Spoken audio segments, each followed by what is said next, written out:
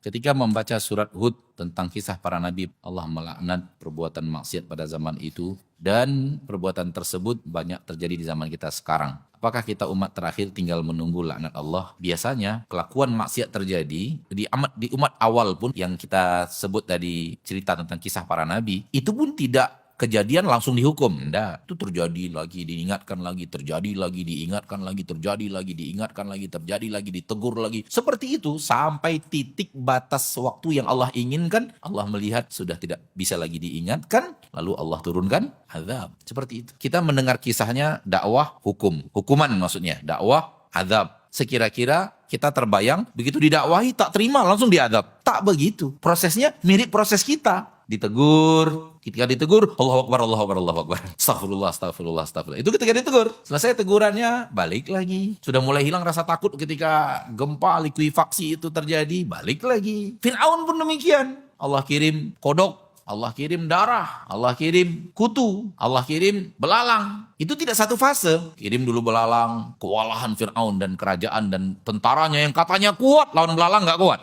Katanya dia punya tentara yang tak bisa dikalahkan. Tapi lawan belalang gak kuat. Kewalahan Fir'aun dan tentaranya yang katanya hebat. Lalu datang kepada Nabi Musa. Wahai Musa, berdoalah kepada Rabbmu. Kalau Rabbmu bisa menghalau belalang ini, kami akan beriman. Lalu Nabi Musa berdoa. Lalu Allah angkat belalang. Kembali lagi. Dan itu pakai proses loh. Setelah itu Allah kirim kutu. Di mana-mana kutu. Gitu lagi. Datang lagi kepada Nabi Musa. Berdoalah kepada Rabbmu. Angkat. Jadi ditegur. Balik lagi. Ditegur lagi. Diingatkan lagi. Balik lagi. Ditegur lagi. Diingatkan. Balik lagi. Semua itu proses sampai kepada titik adab benar-benar diturunkan. Dan itu tidak tertutup kemungkinan. Kalau kita nggak balik-balik juga, adab diturunkan.